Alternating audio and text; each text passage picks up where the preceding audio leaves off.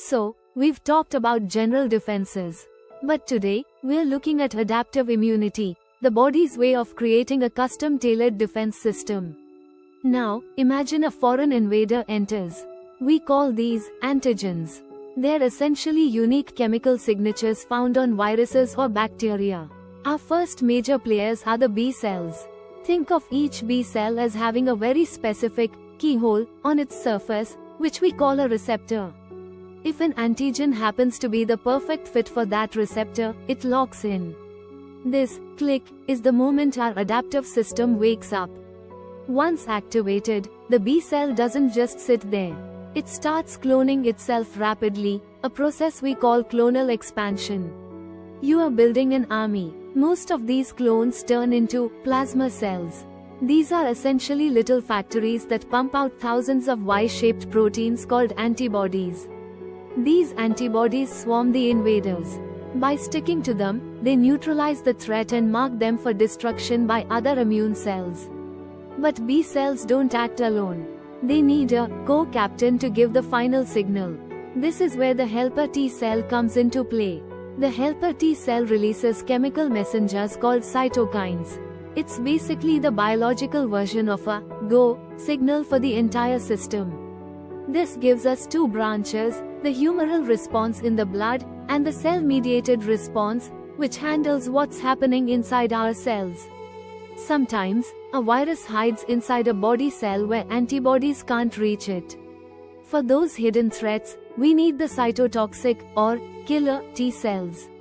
The killer T cell scans the surface of our own body cells, looking for any sign that something is wrong or that a virus is hiding inside. If it finds an infected cell, it docks and releases toxins that tell the infected cell to undergo apoptosis, or programmed cell suicide. This is a surgical strike.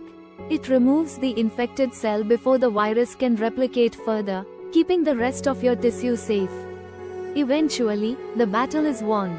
The antigens are cleared, and most of these specialized T and B cells will naturally fade away.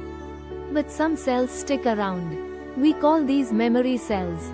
They are essentially the veterans of the battle, holding the blueprint for victory. These memory cells settle into your lymph nodes and can live for years, sometimes even your entire life, just waiting for a comeback. Now, let's say that same virus tries to invade a second time. Because of those memory cells, the response is almost instantaneous. Instead of taking days to build an army, your body produces a massive wave of antibodies in just a few hours. This is what we call immunity. In most cases, you'll defeat the pathogen before you even feel a single symptom. You didn't even know you were under attack. So, by coordinating these B cells and T cells, your body builds a library of protection that is unique to every environment you've ever lived in. Whether it's a common cold or a complex new virus, your adaptive system is constantly learning and constantly updating its defenses. And that is the beauty of the adaptive immune system, a lifelong, personalized shield that is always ready to defend you.